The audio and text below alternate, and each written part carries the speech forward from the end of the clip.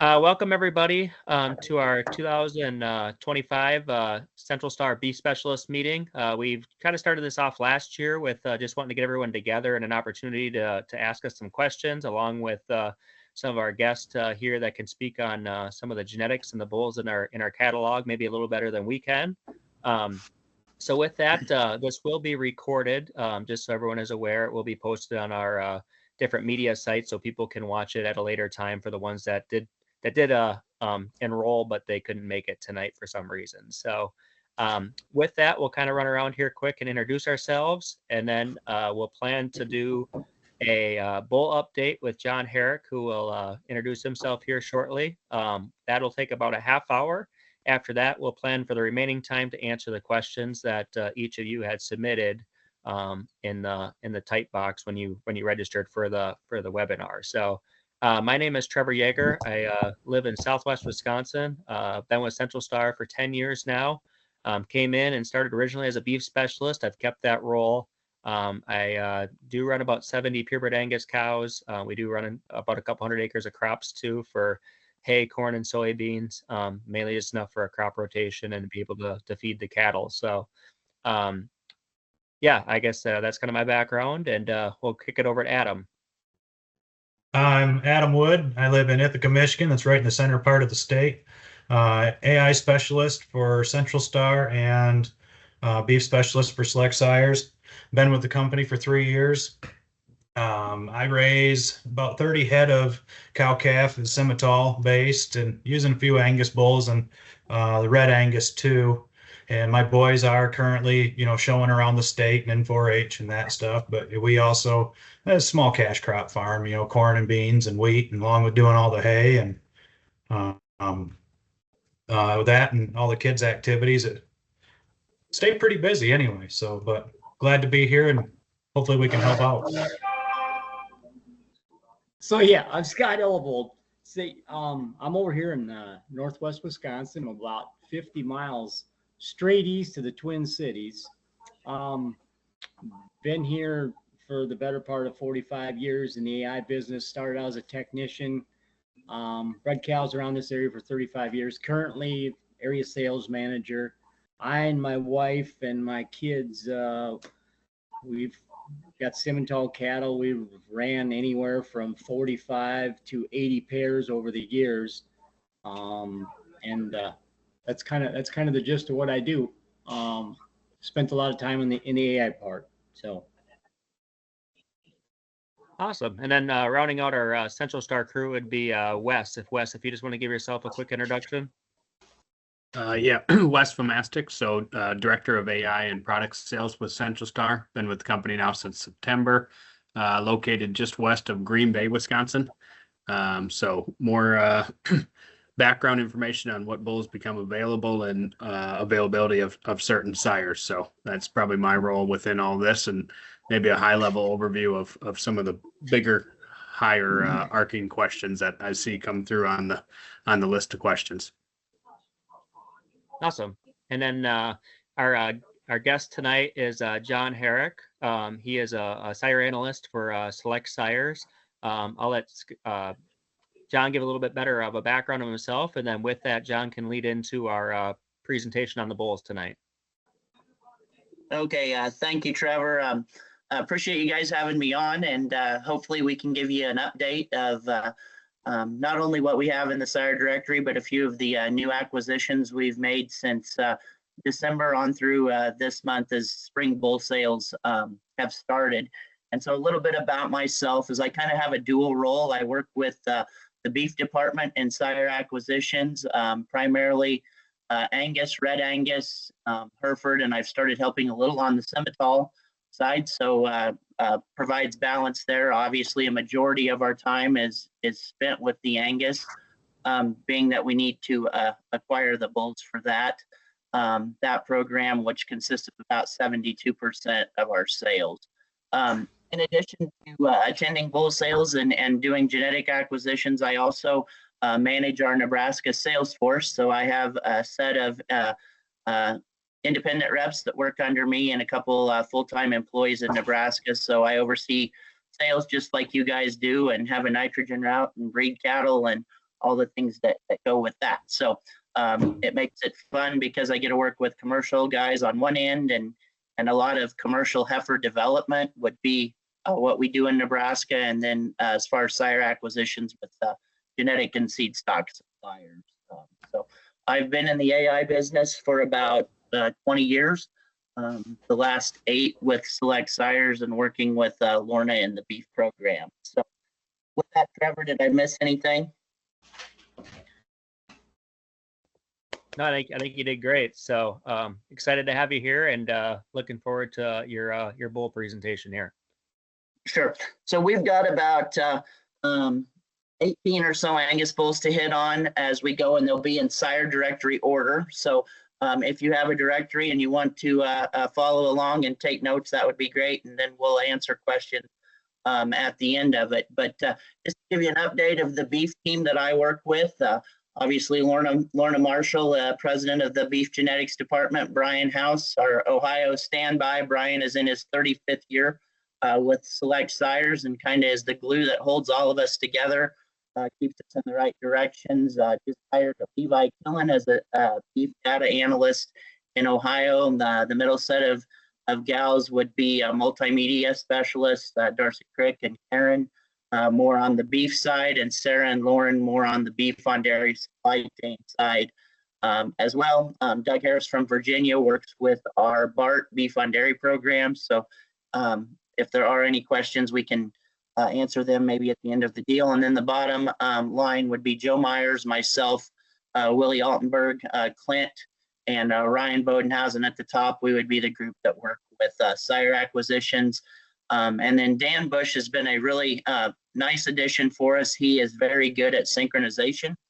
Spent a lot of time at the University of Missouri. So kind of our go-to if you have a sync question, or if you have somebody that's messed up a sync protocol and you need help assisting customers in that. Dan's an excellent resource and is available to help us with that. As far as getting into the bulls, we track Angus registrations. We like to see what seed stock suppliers are using our genetics in terms of registration, but more importantly, how those genetics then funnel down to those guys selling bulls to the commercial industry, and where our genetics set. And so this year we were lucky enough that Keneally Craftsman was #1. The interesting thing about Craftsman is he got to that #1 registration at age of 4, which means that semen was sold at age of 2. And so one of the things that we are seeing is these bulls are having a much higher turnover rate. So about the time of 4, previously we would say a bull's proven and ready to hit our commercial market. That still is the case, but now genomics and genetic turnover is pushing us on to the next bull. And so Keneally Craftsman would have got to #1 with about 4,800 registrations, give or take a bit. And if you look at some of the previous bulls in the last 5 years back, they probably would have been closer to 11,000 registrations. And so we can see how quickly genetic turnover is coming, and there'll be another bull that's #1 next to go. Deer Valley Growth Fund, interestingly enough, was at #3. Last year he was #1, so it gave us 2 bulls of #1 registrations bulls, and he was second the year before that. So he had 3 years in the top 3, which I think is an interesting deal. That bull's probably kind of reached his marketing peak, but is still actively in the lineup. And then at #5, Tehama Tahoe, and he would have set at 5 all 3 years. So much of his semen probably went into commercial heifer projects as a calving ease bull, but we were also seeing Tahoe as a dual register. So he would have been one of the high unit bulls because of his blend, where Craftsman would have been a high dollar bull because he held his blend higher in that. But you can kind of see as you look at the top 20 there, we do see that these bulls are coming out of different programs. You have Keneally, Deer Valley, Tehama. Previously would have had some bulls from GAR. So it just goes to tell you that having balance, as we look, I think phenotype continues to be play a more important role. I think when we look at where we are, I think people want doability back in the cattle. So your traits of foot quality, fertility, like heifer pregnancy, docility, modest calving ease. Those are going to be traits that drive these bulls to the top, mixed with a balance of phenotype. As far as sex semen, we continue to work with sex semen. We've had about a 300% increase in sex semen. Now, granted, we didn't have a lot in the beef side to start with, but interest continues to move up. And I've been telling customers at our customer meetings, you know, we are seeing a bit more precision mating going on, where people are taking their best females and using sexed female semen on those, and possibly doing some mating the other way with male semen. I think it's important to, you know, to note that one, it's going to come in the 1/4 cc straws. So our customers that are used to the 1/2 cc conventional straw, which we will continue doing in the near future, be ready for that. I also think that if you are heat detecting and you're breeding off of a heat 12 to 16 hours after standing heat, sex semen and conventional semen are virtually the same in terms of conception rates. And so if heat detection is in play, I think sex semen can become a viable option.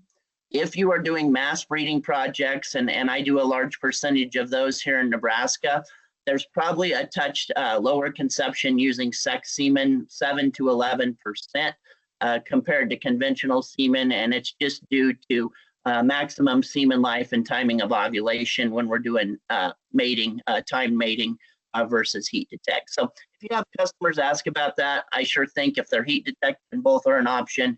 If you're mass AI-ing, I think there's some advantages at this point in conventional semen. I hope 2 years from now, I'm telling you that mass AI has went to science. Science has let us use semen and mass AI and have similar conceptions, and it is increasing. So I hope there's a point we get to that stage. As far as some of the designations in the book, I'm not going to stop and go through all of these. We do label the bulls with the different, you know, logos in terms of cow maker versus carcass versus calving ease performance. Do want to stop a little bit on PAP. It's something that as a genetic department, we are paying a little bit of attention to. Used to, I would say, if you're worried about PAP, it's because you're over, you know, 6,000 to 7,000 feet of elevation above sea level. And we know that cattle that high in an oxygen limited environment have some issues with performance. And in some cases you get risk disease or PAP disease, and cattle will eventually just take it where they more or less have a heart attack. As of the last couple of years, there's been some talk about these cattle are getting so huge in the performance that we're asking them to do. We're getting some heart failure in fat steers. You know, where these steers are getting to 17 to 1,800 pounds in about 2 weeks before the time, and they're having congestive heart failure. So it's bovine congestive heart failure. And so we are trying to see if there's a correlation to those cattle that do better in PAP with the oxygen level versus those that don't, and correlating it to bovine congestive heart failure. Right now, there is no correlation other than that we know that good PAP cattle have bigger ventricles that lead to the heart, but there's also some things in terms of fat around the heart and more or less what we would see like cholesterol in humans in terms of blockages in the arteries that might be leading to this. But just as an example, I was at a CAB meeting and we looked at 50 carcasses at National Beef in Dodge City, Kansas. And the smallest carcass in that line of 50 was 1,080 pounds. And the biggest carcass was 1,110. So you convert that to finish weight of probably, you know, 1,750 to 1,800 of what those cattle would be getting off the truck. And they more or less said, as long as they will fit on the rail, the more pounds, the better in that particular plant. So something we are looking at with PAP to see where I think the PAP EPD and Angus has identified the ones that aren't very good, just like it would be for feed and docility. And the more we learn about it, I think you'll be able to kind of sort from the middle up as to those cattle that do well in that. We continue to see interest in calf buyback programs of people using genetics that fit and produce calves that fit some buyback programs. So you will probably continue to see us involved with that. If we step into the bulls, I think we're on page 8 of the directory with some of the opening bulls. And we open with Easy Step Up, a bull that we tried to buy him as a calf in California and didn't get it done, but we were able to bring him in later. He's had a really good last year in terms of siring progeny that are meeting the phenotype specs. I think if you look at this bull in stud, he's going to be about a 5'7" to 5'8" frame bull. Has lots of mass and middle shape to him. Probably would put him like a 7 on muscle out of on a 10 scale. And this bull would also be one of the best footed bulls that we have standing there. And we see him siring that in his progeny, just like his data would read. I think he sets at that, 5 to 6 calving ease direct. So I don't think he's a true calving ease heifer bull. I know he gets bred to some heifers in some instances where they're watched, but I would expect most of those calves will weigh in the 80-pound range in terms of where they're at. It's unique that he does the maternal things, has some phenotype, and is still over 1 for marbling. So that makes him unique. He is not a great semen producer. And right now he would be one of a couple bulls that I would say, watch availability on just because we kind of hit his popularity and he really hasn't came out of his summer slump of semen production, but is in stud. Virginia Tech Statesman be another bull right up front that sometimes you just get those bulls that surprise you. And this would be a bull that came in and has really surprised us by the progeny that he's putting out there. I think when you see the breeders that have used Statesman, you're finding both bulls and females that are coming at you with, when you look at the bull's picture, you think, is there enough phenotype and muscle? And he's siring above average muscle shape. Cattle are extremely long bodied and they're very functional from a structure standpoint. And I think he's making a lot of friends. I think we'll see some high sellers out of him. And I would say this bull is probably in the top 1 or 2 for calls that I get of people just asking, how to use him and what he does. Again, I don't think he's pure calving ease. As you go big out in growth, good heifer pregnancy over 1. But there would have been in Express's car load at Oklahoma City, there would have been, I think, 4 sons of Statesman. We've had some Statesman progeny, both male and female, do well in some of these early January sales. So if you have purebred customers asking about a phenotype growth bull, I think maybe this is a bull that should be on their short list. This bull breeds much better than what a picture shows. He also gives us great outcross to a lot of the popular bloodlines out there. So you can use him in some of those different places. Craftsman, a bull that had lots of popularity, obviously went up to #1 for registrations. I think he's a bull that you have to kind of mate correctly to get the desired outcome. He is a bull that actually genomics fooled us on. Genomics said that he was going to be calving ease, and so did the ratios at Keneally Angus. This bull had a lot of bone, had a lot of mass and substance, and when calves started coming in high numbers, it took him from a 9 to a 1 calving ease defect. That's a true number. That's what they are. So I think we need to just make sure people are aware of that. I think some of the cool things is this bull will add shape in terms of muscle, quarter and top. Good from a foot quality standpoint. I think where you protect him is on rib shape. The picture doesn't exactly show that those cattle would be just a little bit tighter in their rib and their flank, but I think he works the best on a really soft, moderate, deep-bodied cow. He will bring some muscle. I think if he's used on a bigger frame, kind of tubular cow, those cattle may lack some of that middle capacity that we would like to have them show. Another bull that, unique at $111 M, which is the function traits and over 1 for marbling. I think of, the resilient sons. He's going to bring one that, brings some muscle to the table of that sire group and that maternal function. So I think if you mate him right, he can do lots of cool things in terms of straight muscle.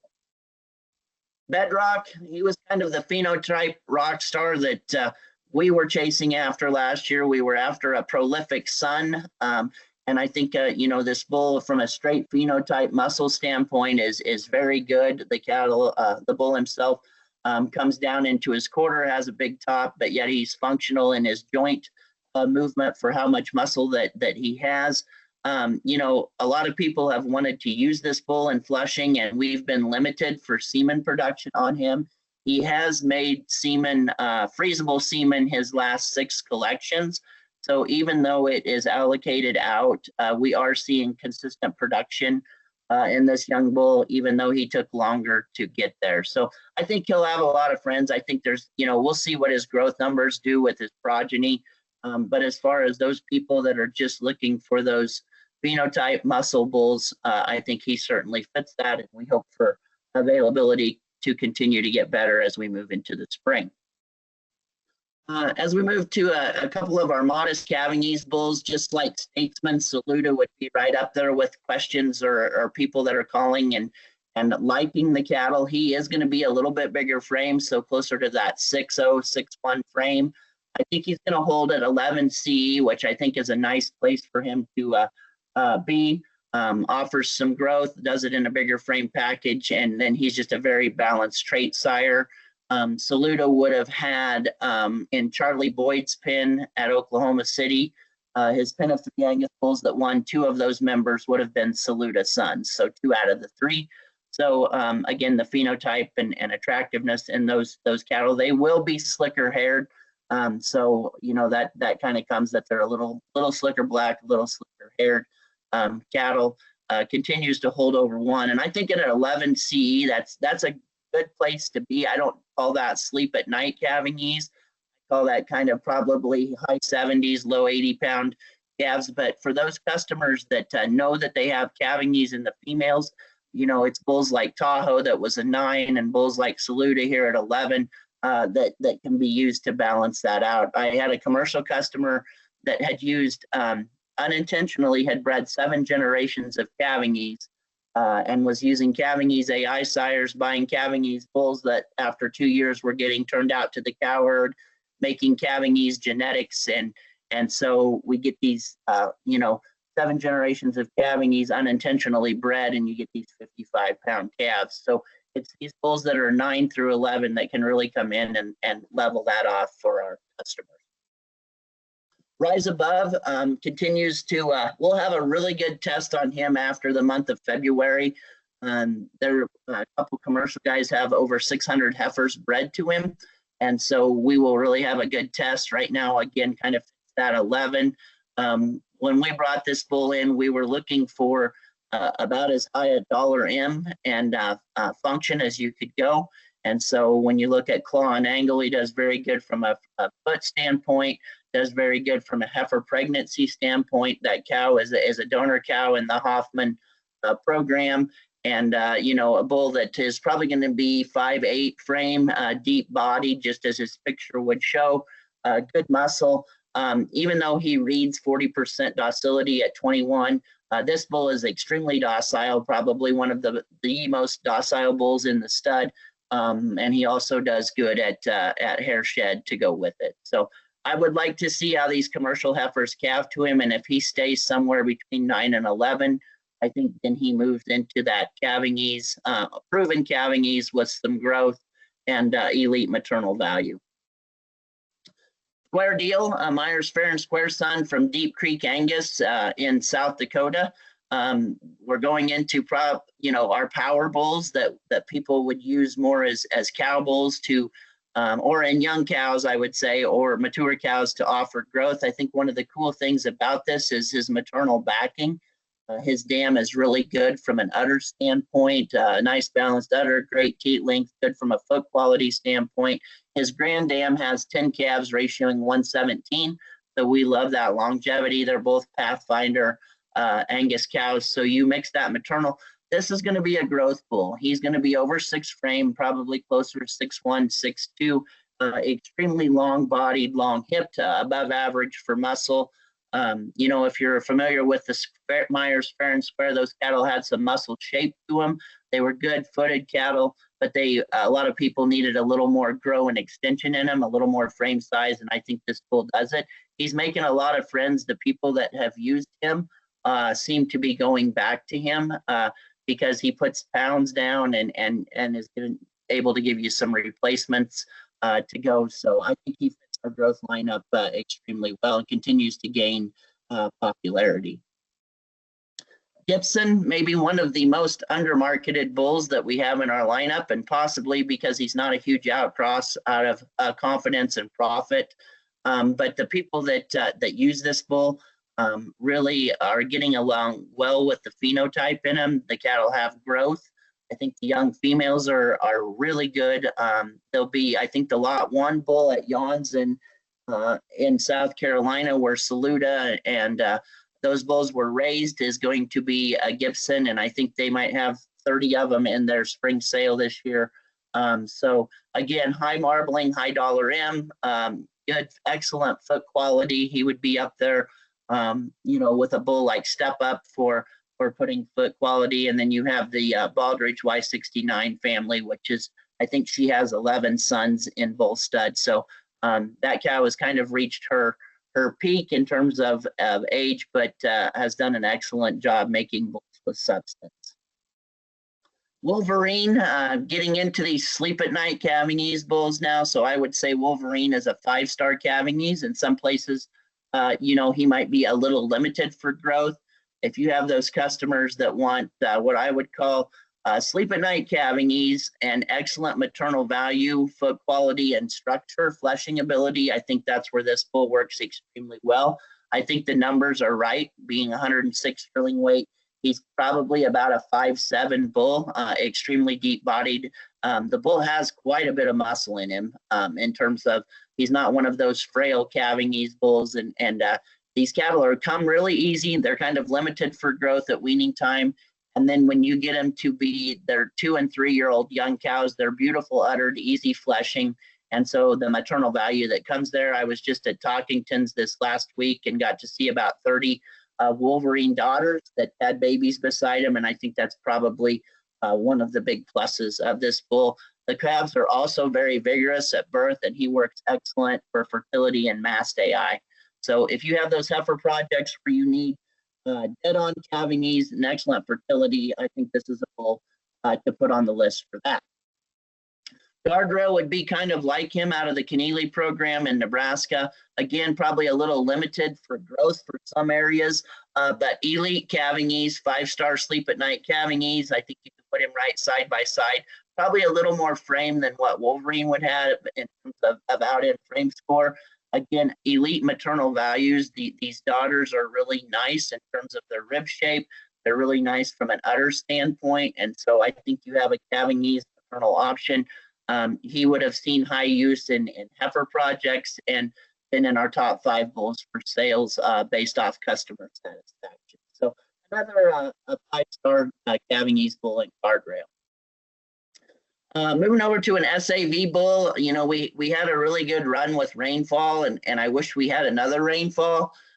This bull would have came from Kelly as a rainfall son out of Net Worth. He was actually running with heifers at Kelly's when he came to select sires, as you would expect out of Kelly's program. Foot quality and phenotype are real good. This bull's modest calving ease at 10. I think he's going to stay there. And those cattle are just going to be what I would call average for growth and just a bit above average for straight out muscle shape. So kind of where he lands, but a bull that if you have foot questions, I think that would be, he's breed average for docility. We get questions with Net Worth on the bottom side of what he does. I like the Net Worth daughters, but they tended to have some docility.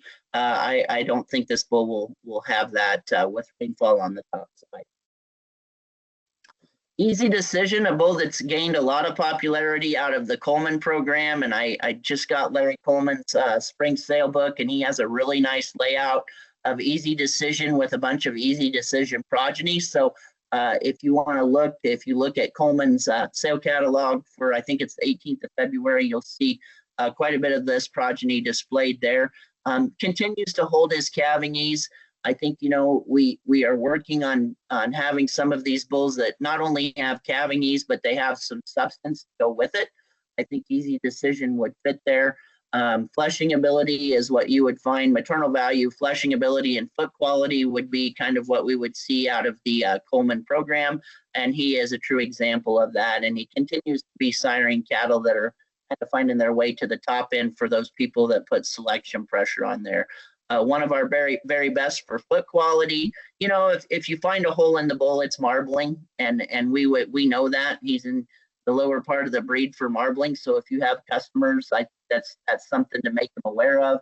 But excellent for maternal value, excellent for docility, and doesn't give up the growth with the calving knees. And from a straight phenotype, probably one of the best muscle bulls in our lineup. Keneally Restore, again, I think this is a bull that fits the high calving knees. If you have commercial customers wanting Angus calving knees bulls, this is one of my personal favorite bulls. We've used him extremely hard here in Nebraska. Keneally's also continue to use this bull to make calving knees sons and to use in heifer projects themselves. He is a 12C. I think he's held that. A little more growth. So I think those people, this bull is going to offer similar calving knees, but a little more out end growth than like a Guardrail and Wolverine. Good from a foot standpoint, and for that pedigree out of the Patriarch Stronghold. We're extremely excited about the durability traits of foot, heifer pregnancy, over 100 for $M, which is the trait we just talked about. And then at 0.9 for marbling, he continues to hold that. So those bulls that are 1% $M and close to 1 for marbling and hold calving knees, they're kind of a cool find. And I think he can be a balanced bull that not only has calving knees, but keeps our commercial customers between the lines. Rather they're keeping females or sons. With that, I also had, I didn't put them in my slides, but we have continued to work with Alan Miller at Prairie View Farms on the Angus show bulls. Marvel has been a very good bull for us in terms of what he's done and what he's sired. But we kind of wanted to go to the next stage after Marvel, and we were able to bring in a bull called Capone that's in the sire directory. And let me find what page he's on.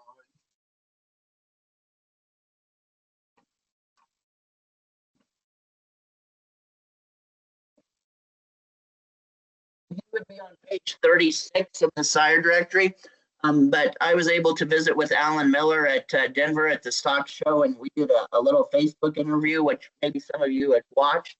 But he talks about this bull being, show type pedigree, show type phenotype, and a calving ease package.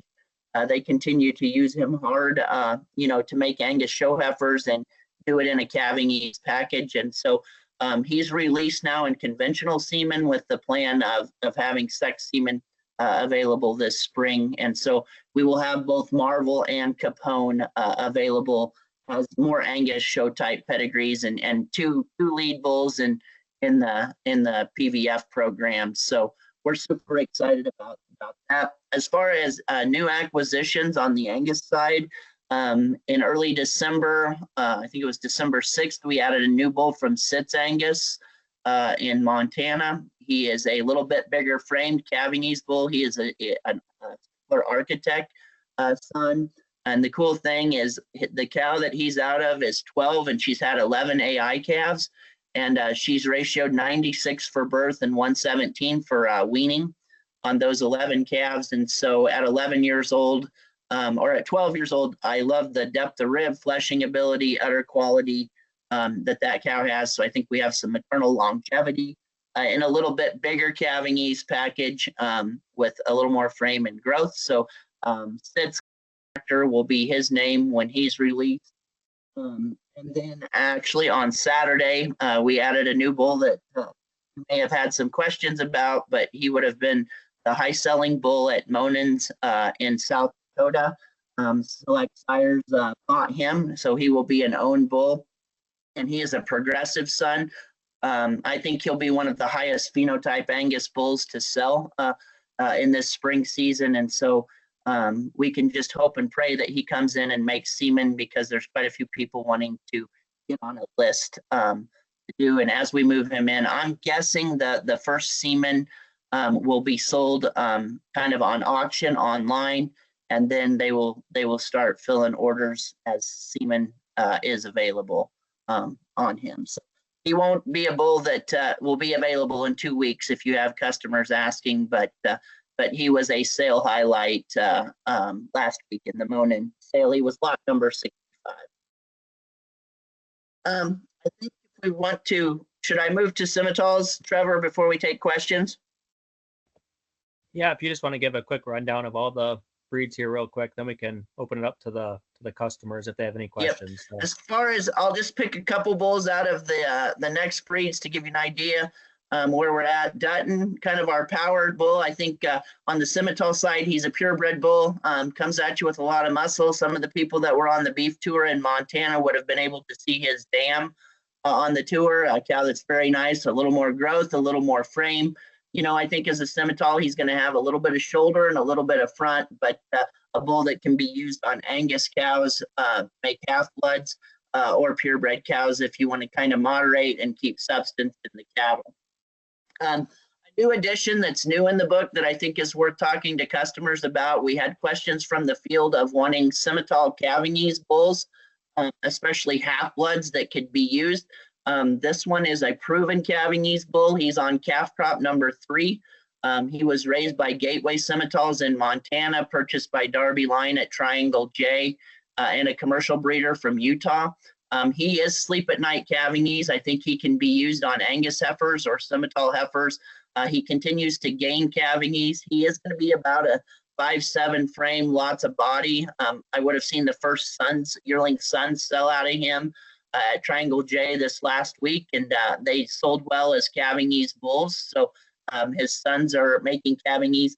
I think the cool thing is he's big ribeye, calving ease, marbling, which ties into his API and TI index. He is a 5/8, 3/8, so he's 5/8 scimitar, 3/8 Angus.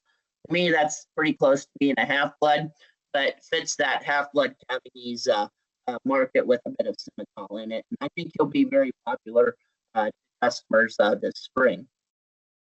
Point proven would be kind of our phenotype scimitar bull. We were able to see quite a few of these cattle, you know, in January that were shown in different places. I think, you know, phenotype calving ease combination is for real. I think calving ease is going to be good. You know, probably more of a show type bull in terms of body extension, really cool up through that shoulder. The cattle have some substance and some body. The daughters have nice rib shape. And so I think he can be one we can use as a purebred calving ease bull to go different places for phenotype. Couple red bulls in Honor Guard and Electrify. Electrify would be a Captivate son produced in North Dakota last year. We would just be getting him going. We still see a bit of a need for red semi bulls to be used in red or red Angus heifers. We'll see where this bull goes moving forward. And then our last scimitar acquisition would have came last Sunday out of Triangle J Ranch. We would have purchased their high-selling half-blood Sim Angus bull with Gibbs Farms in Alabama. He would be a straight half-blood, so he's half Angus, half scimitar. He would be sired by E&B Wildcat out of a Gibbs Ranger cow, solid black, you know, probably a little more moderate in terms of his frame. I would still have him kind of like Medicine Man at 5'8".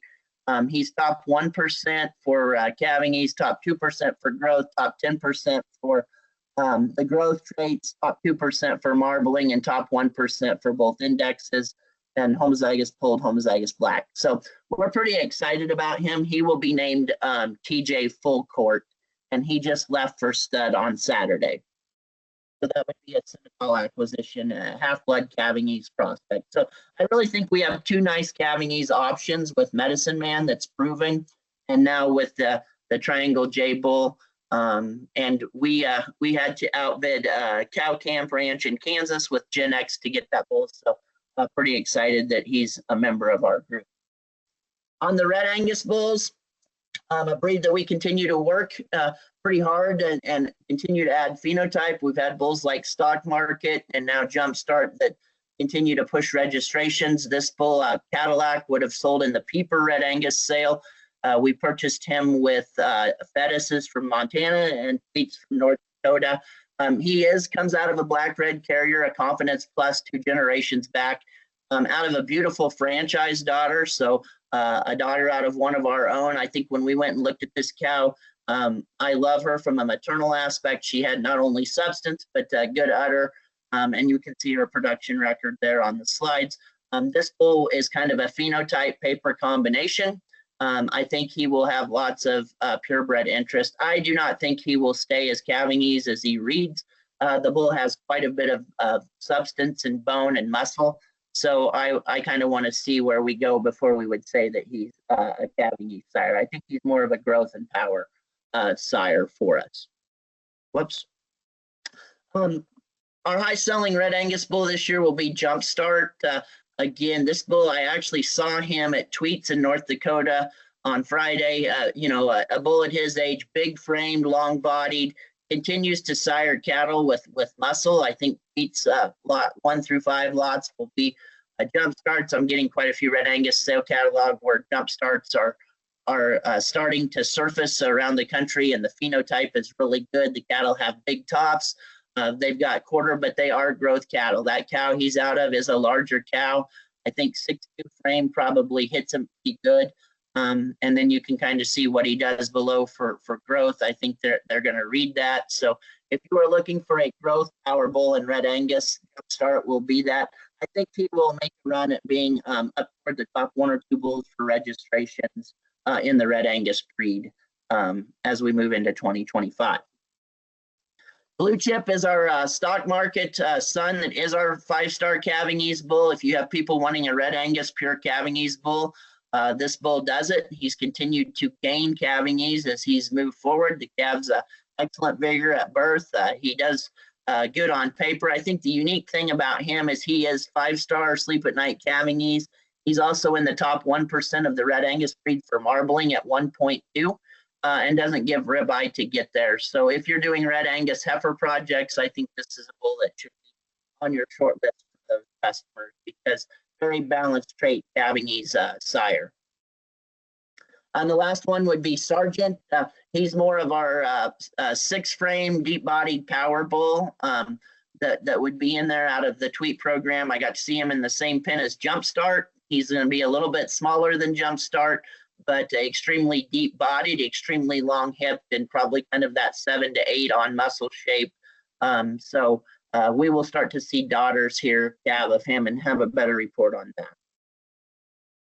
And the Herefords, to finish off with a couple Hereford bulls, Endura our Gold Rush continues to be our sales leader for that. A moderate framed, heavy muscle bull, excellent foot quality, an udder improver.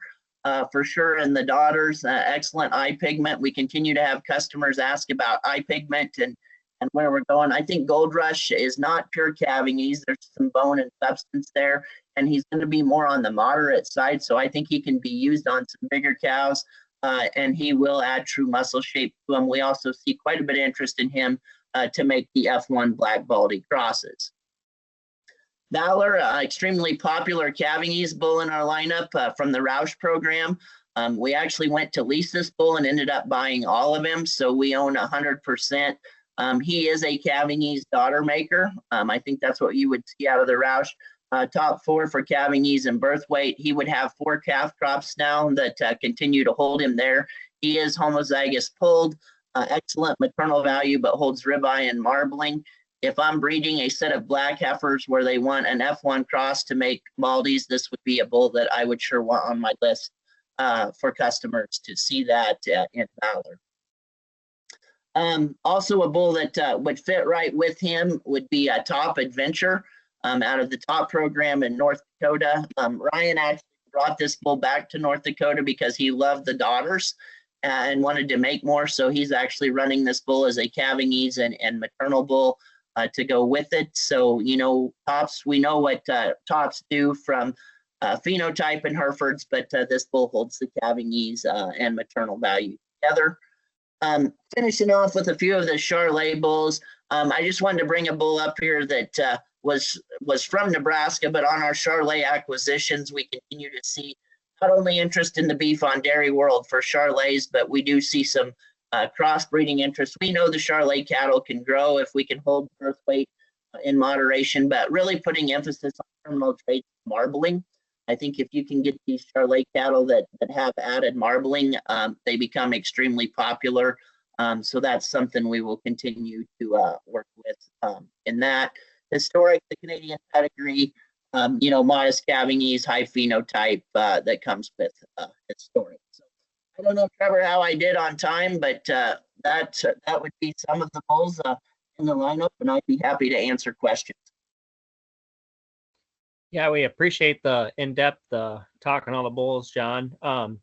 I guess I will open it up really quick. We do have obviously the questions each of our customers would have in there. We'll hope to go through here real quick, but any questions online about any of the bulls for John quick?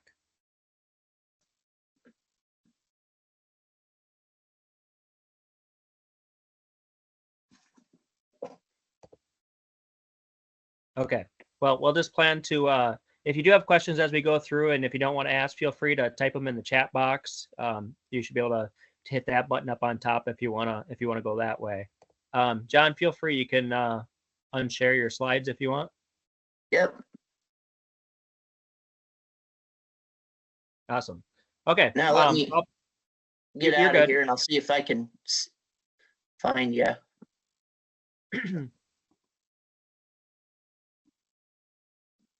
I just wanted to add, I'm a Hereford breeder in Michigan, and I really use Gold Rush a lot, and I'm really impressed with his calf crop.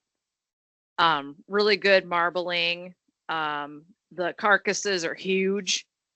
So I just wanted to say that's a really good bull.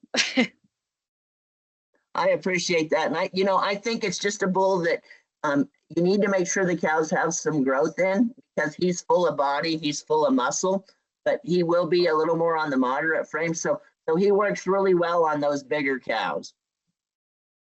Yeah, definitely. I only use them on my bigger cows. So, but yeah, that's it. We did just have one come through on the chat.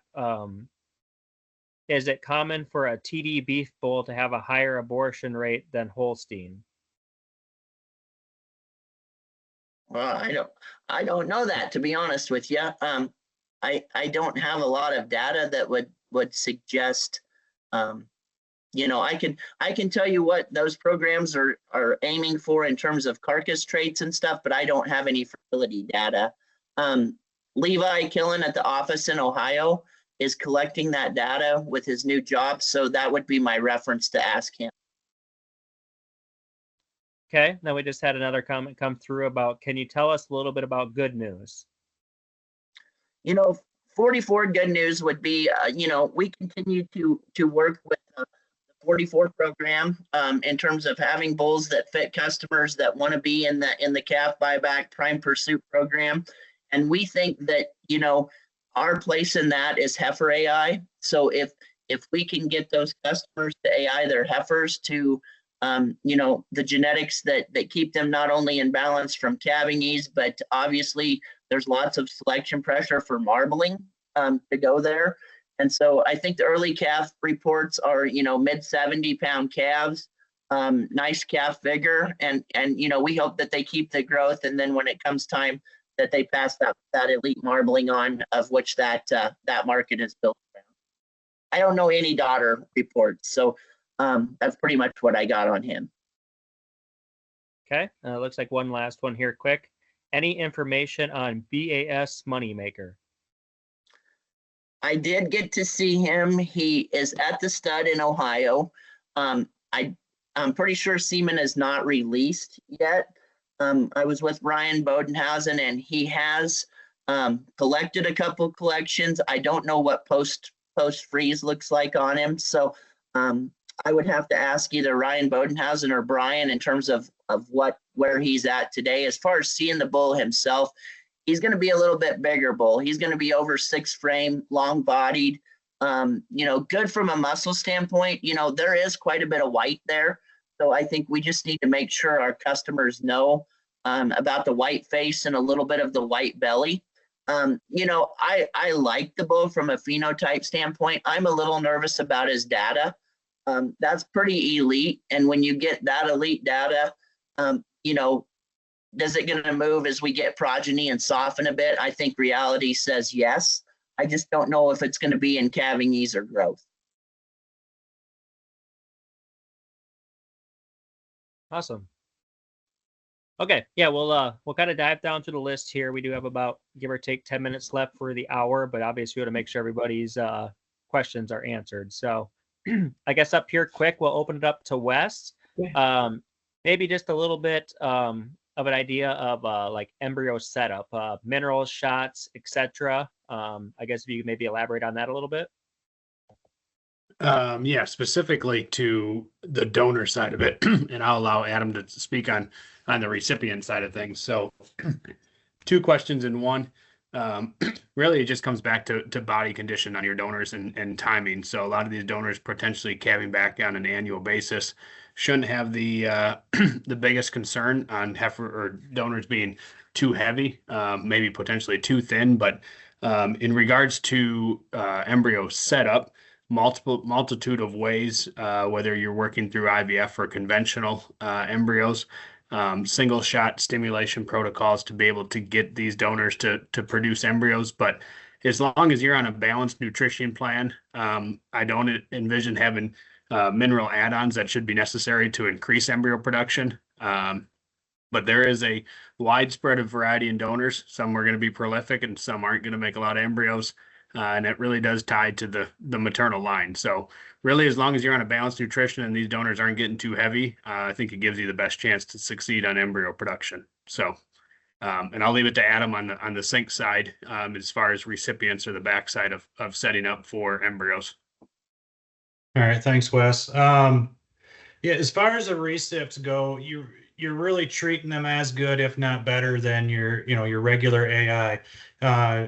The common mistake I see most is people want to use the bottom end of their herd, which is understandable, but you want to use your most fertile cows you have to set yourself up for the best success. If she's not a good fertile cow for breeding, she's not going to be a good fertile cow for embryo recipient.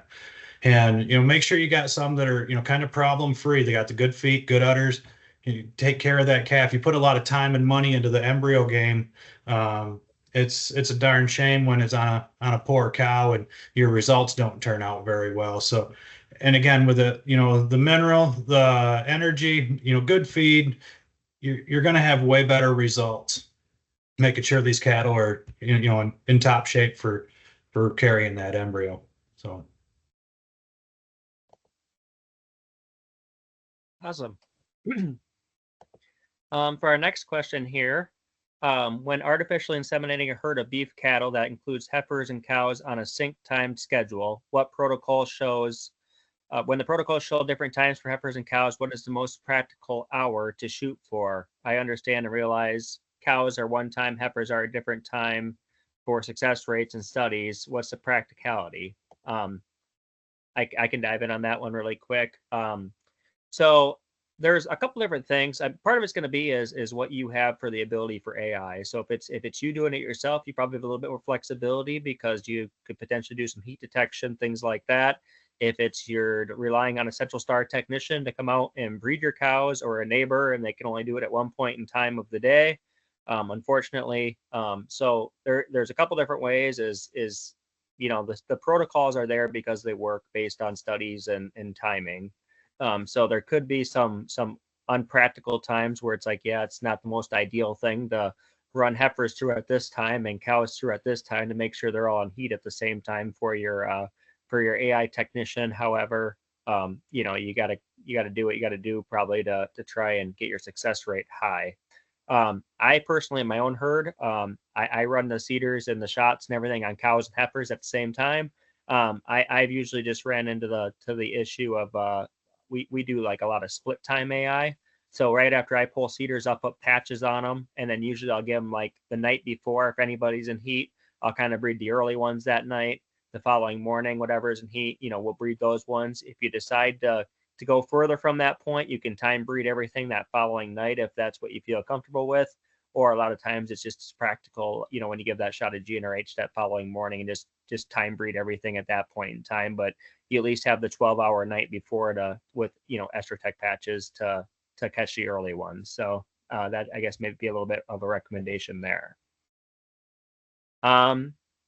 So conception rates on cows versus heifers. I guess, Adam, you want to cover this one quick? I sure can. And it's crazy at my place. I have better luck on my cows than I do my heifers, so I might be a little bit backwards. But typically there shouldn't be a terrible gap in between there. But with breeding more dairy cattle than I do on the beef side, but usually there's about a 10% difference on cows versus heifers. But that's just on the dairy side. But and beef cows versus heifers, I don't think that there would be a terrible amount of difference on that. Would you, Trevor? No, I'm kind of in that weird scenario as you. Usually my cows settle better on a sync program than my heifers ever do. So it's kind of weird, but not by a lot, but it is usually at least, 1 or 2 extra ones here or there, and it makes a 5 to 10% difference, so. Yep. Next one down here would be just a question on general nutrition. I guess, Scott, do you want to cover a little bit on some nutrition?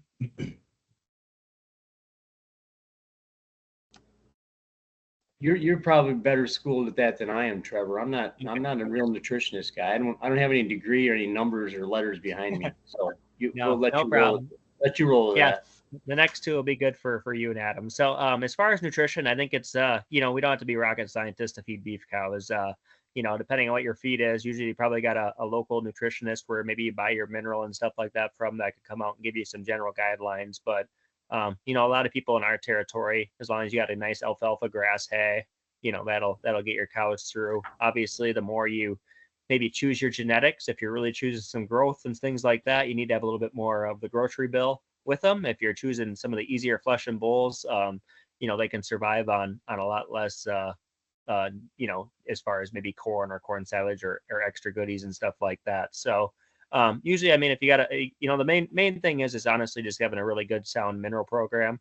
When you want to AI, it's usually getting a little bit above the salt block. It's always good to have a good solid bag mineral. I don't care if it's Purina, VitaFirm, Blueprint, all those top end minerals. They all have got their premier one.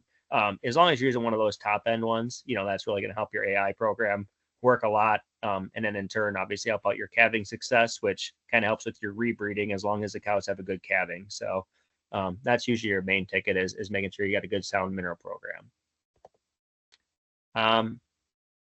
So we'll go with Scott on this next one, because I know he'll be good at choosing the right outcross bull, or the right time to outcross the bull. I don't know if I'm going to be any good at it. I think it is a problem out there to find somebody that is a little bit different, especially when you're looking at breeding programs, if they're heifers or cows. Then the calving these things always comes into play. So, and I guess it depends on the breed. I mean, for sure. What are you looking at? It's a matter, I think, sitting down, looking at your pedigrees, seeing what you have, and see what will work. So, I mean, that can be all over the board. I mean, for me to say from where I'm sitting right now, what you should be using without looking at a pedigree stack, I guess I really can't answer that. Okay. Hey, Trevor, I would just add to that a little bit. I think that your producers really need to identify goals. I mean, a lot of the customer meetings we do, we ask producers what their production goal is, and I'm not sure a lot of them have a defined goal. And so as they're setting into a disciplined breeding program, identify what their goals are, and then find the bulls that match that, whether they're, more terminal or more maternal influenced. There's a variety of bulls, and they're not for everybody in the book. But once a producer just defines their production goals, I think then you can narrow it down to those 5 or 6 bulls that fit. Awesome. Thanks, John. For you, Adam, how do you choose the right bull for your show heifers? Oh, man. You need to lean on your beef specialist for this too. Don't get with show heifers. It seems like everybody wants to get caught up in the hot bull that they're calling a calving ease, the newest bull, the one that they see advertised the most. My heifers, whether they're show heifers or not, they're getting bred to a proven bull. You don't have to hit it out of the park on this first mating. It's everybody's just, they're aiming for that grand slam on that first one. You mess that heifer up on that first one, you're not going to have a second one, a third one, a fourth one, and so on.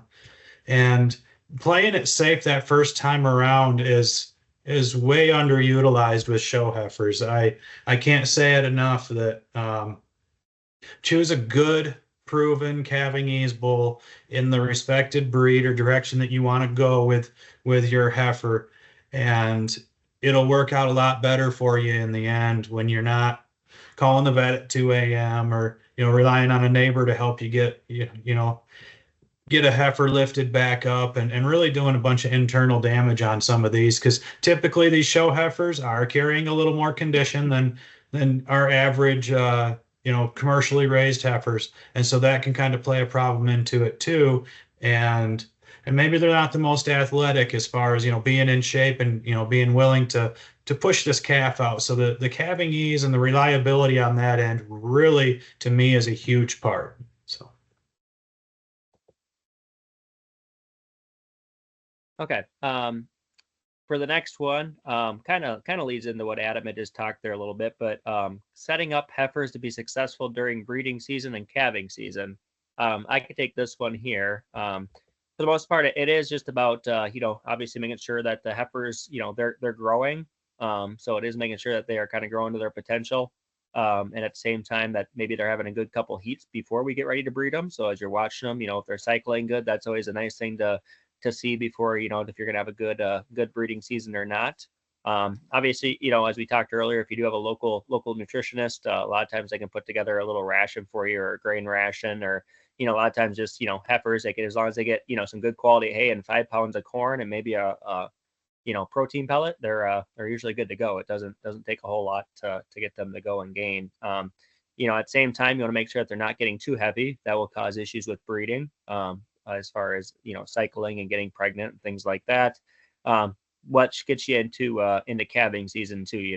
So calving is making sure that they're sitting at a good body condition score. You don't want them too thin, but at the same time you don't want them too heavy, because you're going to have some issues getting the calf out on that end of things. So that's where I would kind of lead you there. I always coach people, and it's kind of from that point on, a lot of times when those first calf heifers, they calve, that's really where we want to pay attention to, because that heifer is still actually growing into being a cow while trying to raise a calf. So that's actually where you want to usually look at some of your nutrition there, is making sure that those first calf heifers have enough energy. If you do have a separate pen, sometimes it's not always a bad idea to put them in their own area, just because they're at the bottom of the pecking order by a big cow that'll shove them out of the way from the feeder too. And sometimes they might just need a little bit more of an energy diet post calving compared to a mature mama cow. So, hey Trevor, if I could add something to that too. I mean, there is the nutrition part of it and everything that goes along with that. But a lot of the herds that I work with, if there's anybody around the farm that understands heat detection and understands when animals are in heat, I try to always encourage them. If they're out there doing something, they see a heifer or two or a cow in heat, write that number down on the calendar.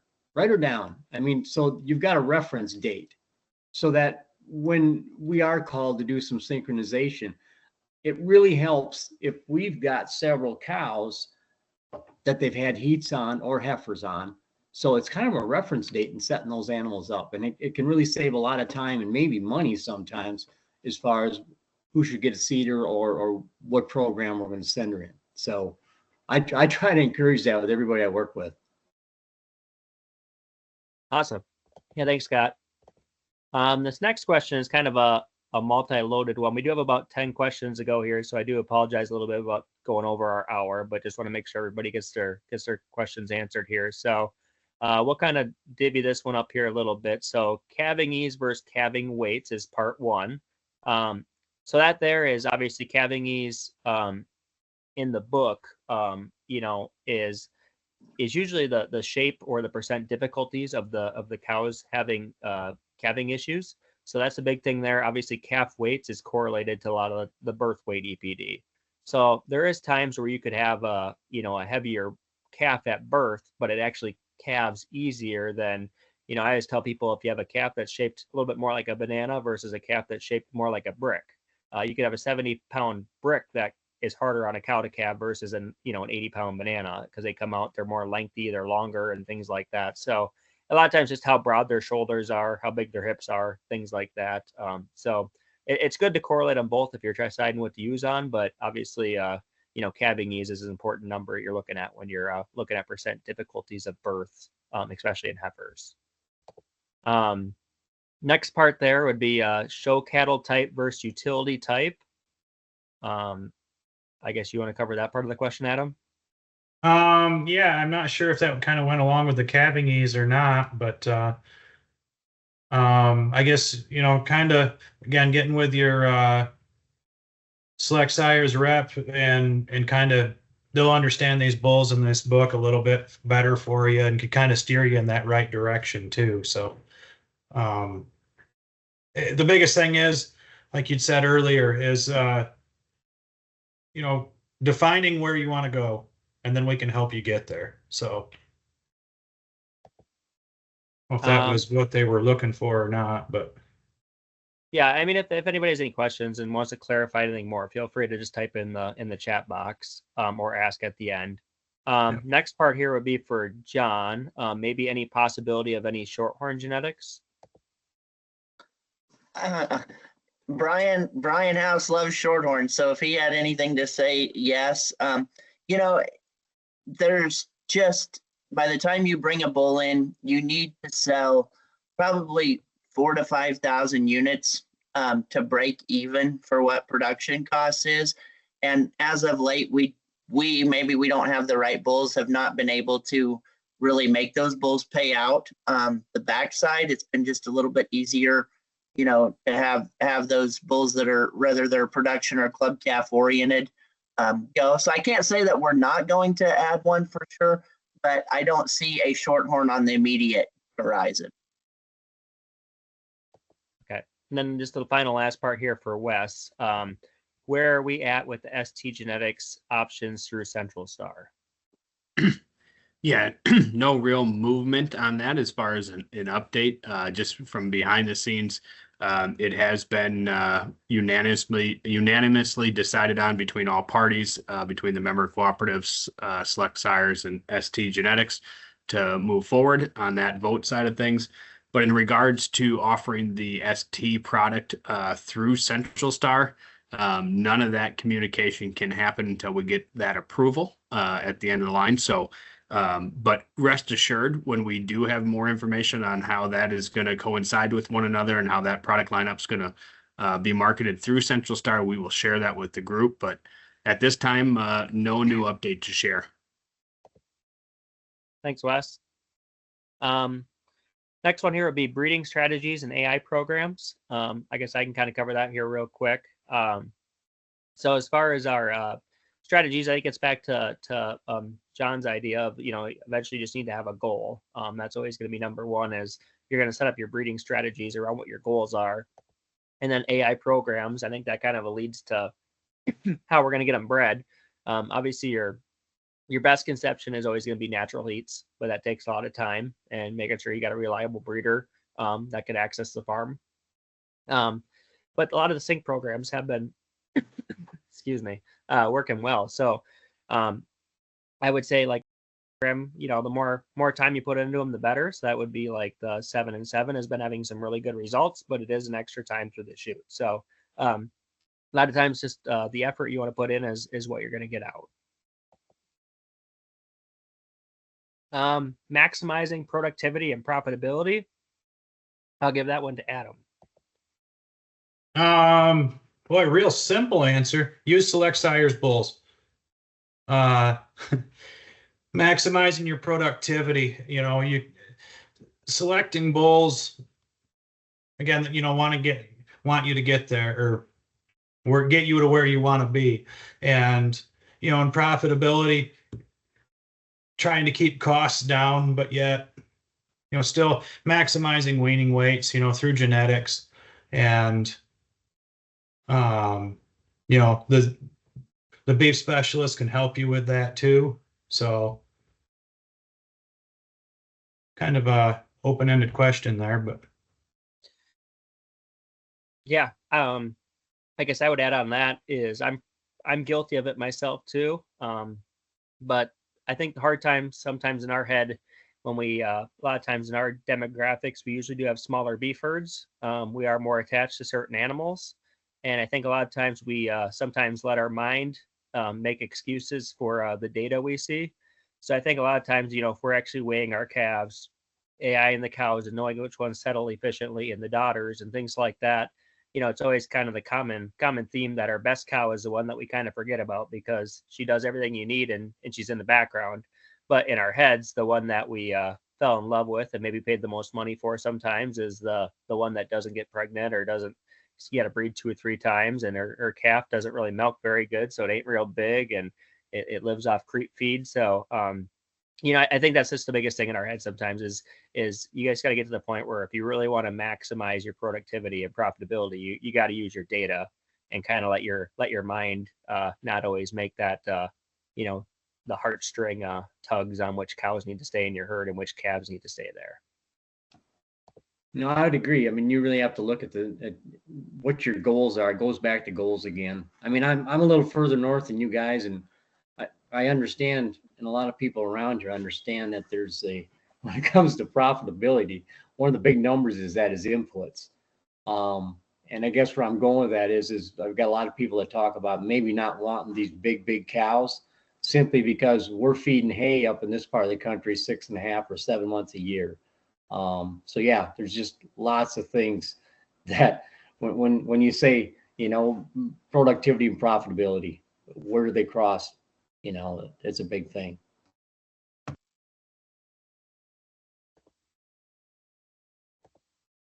Thanks, Scott. For the next one here, herd health, I guess I can kind of walk through that. It's kind of a general question, but we did kind of cover a little bit as far as the importance on mineral programs. Obviously, it's good to work with a veterinarian on a vaccine program. Those are pretty crucial to getting cows pregnant and preventing, abortions and different things like that if you would have a bug run through the farm.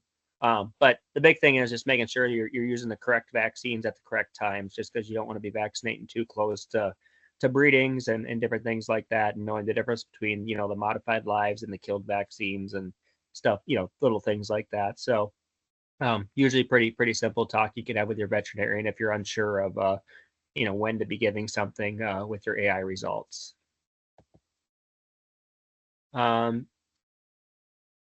Sync breeding on small operations. I guess Adam, is that something you want to cover quick? yeah, sure. That's fine with me. I run into these quite a bit around me. As far as, finding an AI technician can be difficult sometimes, and depending on, where you're at and how many are available. And so, if you've got one around, the easiest way to get them on your place, if you've only got a few animals, is, have that conversation with them first. But yes, let them know that you find that date that works for both of you, and then synchronize those animals. Have them all ready for them to breed on one day. I know it might seem like a lot to you, but our technicians are used to breeding a lot of animals in a day. So, breeding 5 or 10 isn't going to make a big impact on their day. So, but I think you'll have a lot better cooperation from an AI technician if you can organize that so that it can be planned on, so you're not, doing a call in on them. And it's usually very successful for, the breeder and for the producer, both, when it's synchronized and planned. So Any Thanks, Adam. syncs of preference, Adam? what's that? Any syncs of preference? Oh, for me, I still like the Cedar Sync protocol just because of the reliability of it. it's kind of one of those things that, I mean, we can tweak things and maybe do things a little different to change our results just a notch. But it's one of those programs that it's worked for a lot of years. It can still work, and they still find success. And putting that seeder in, really resets that cow. And yeah, especially with the beef cattle where we are on kind of a time crunch. For the most part, we want these animals calving back within a certain period, and that cedar sync program, in my experience, has done very well. And I still use it on some of mine, and I still recommend it to a lot of people, Scott.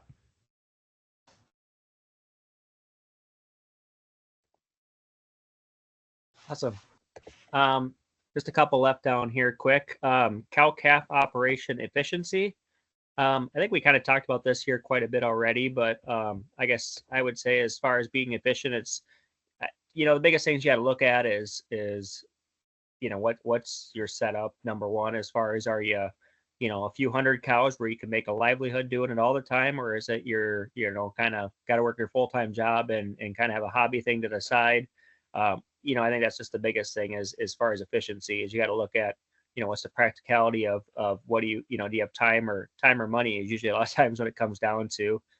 If you're kind of a smaller operation and you're trying to spread the cost across less cows, sometimes it makes it a little bit harder to get the equipment that can make you the most efficient. However, usually you're kind of limited on time when you're maybe have fewer cows, because you have to work your full-time job on top of having the cattle. So yeah, I mean, as far as efficiency, that's if it's more kind of efficiency related to profitability or really getting the cattle to work for you, I think that's a lot of times where sometimes you gotta look at the data and really use it to make yourself efficient.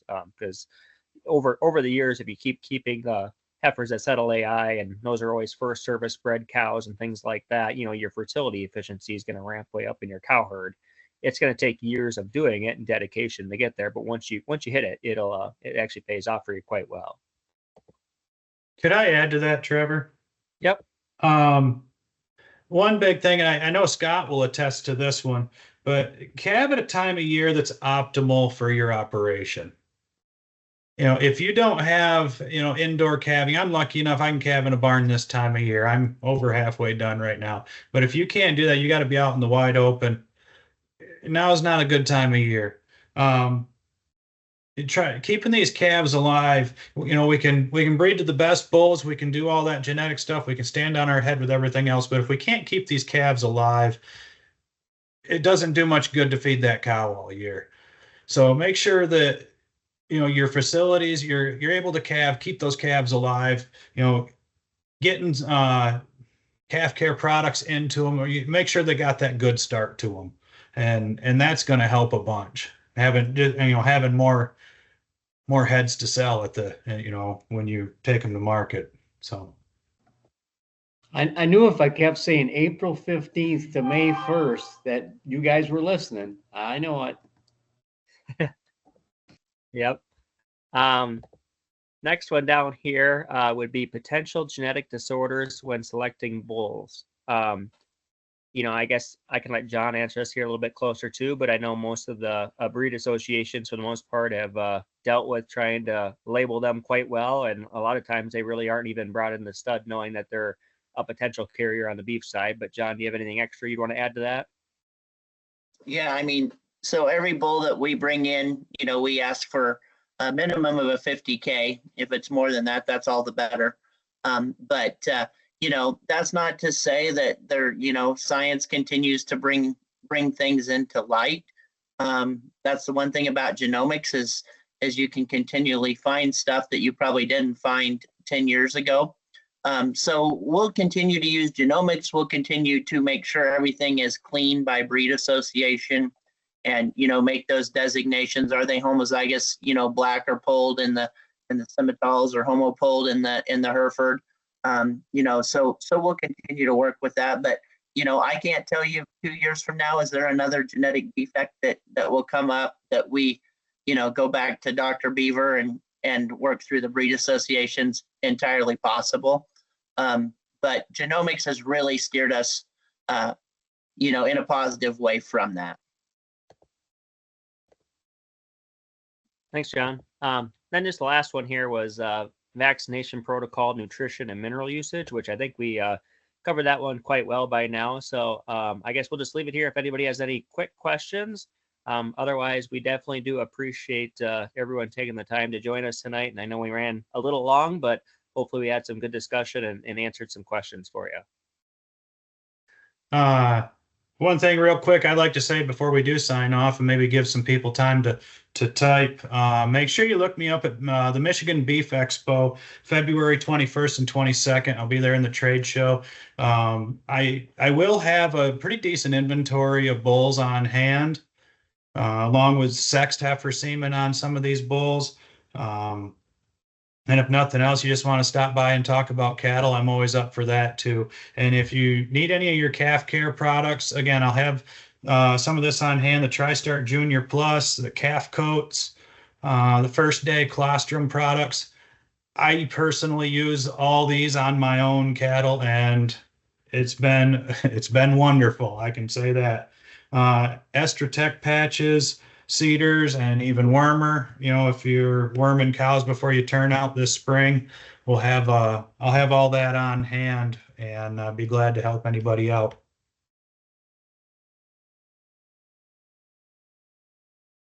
Said Trevor, if there's anything I could add too, I mean, we talked about the Moneymaker Bowl, and John had some input on him. I can just share this, that we've probably had 10 to a dozen of those calves born here in the last couple of weeks.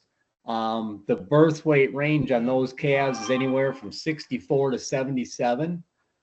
We've got a couple with blaze face, which is fine, but not an exceptional amount of white on any of them. I mean, they do have some white on their bellies, but most of them are pretty much black-headed. Like I said, there's just the two that had the blaze in the face. So, but nice look to the calves. So if color, I know color is an issue for someone, that's kind of a scare thing because of the amount of white he might throw, but we haven't seen it yet.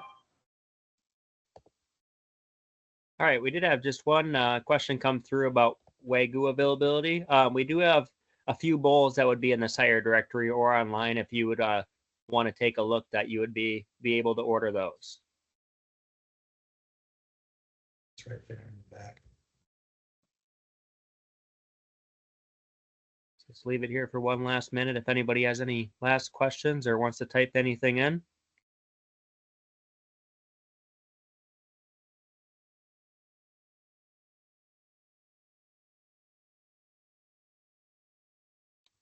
Adam, will you have Baylor at the expo? Oh, of course. That's a Hereford bull. I don't know if I ordered any of him or not. I'd have to check. I don't think I'll have any sexed on him, but I think I did put him on my order. So Conventional or sexed? If not, we can get it added for the conventional tomorrow to get to you. So I would imagine probably conventional. Yep. Yep. Okay, cool. Conventional. Yep. All right.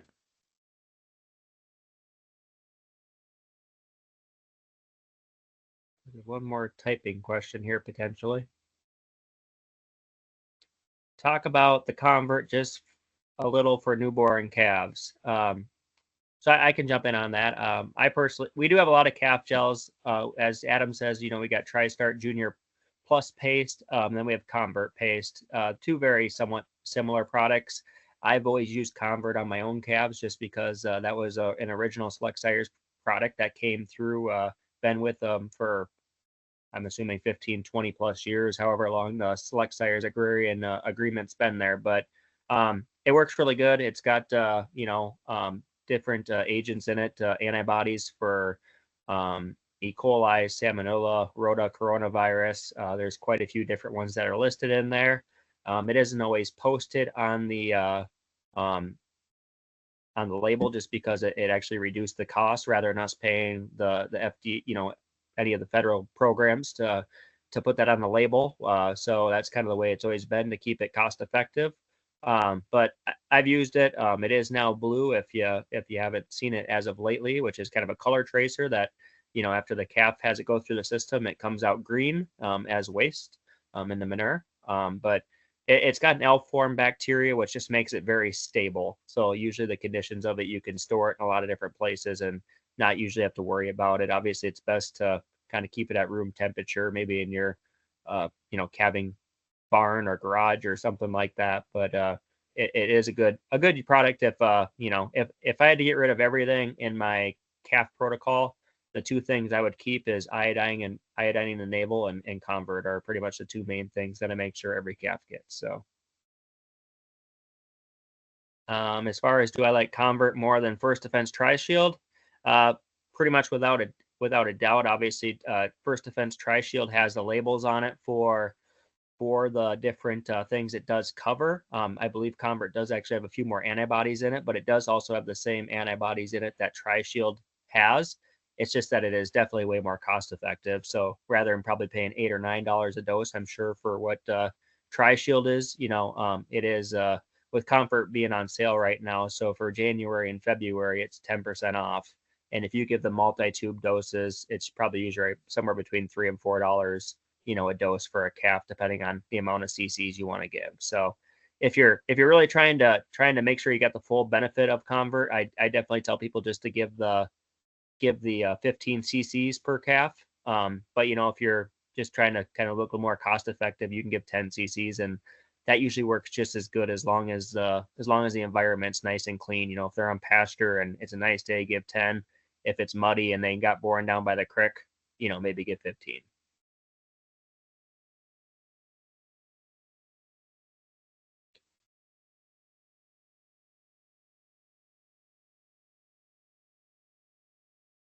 Well, it looks like it was kind of it for questions that came through. So want to thank everybody for joining us tonight. Appreciate it. As I said, this will be recorded and posted back to the link here. So if anybody wants to relook or re-listen, feel free to join. Otherwise, you can always reach out to any of us at CentralStar if you're never quite sure where to get a hold of us at. Our names and phone numbers and emails are all listed in the Beef Sire directory on the Select Sires Beef website.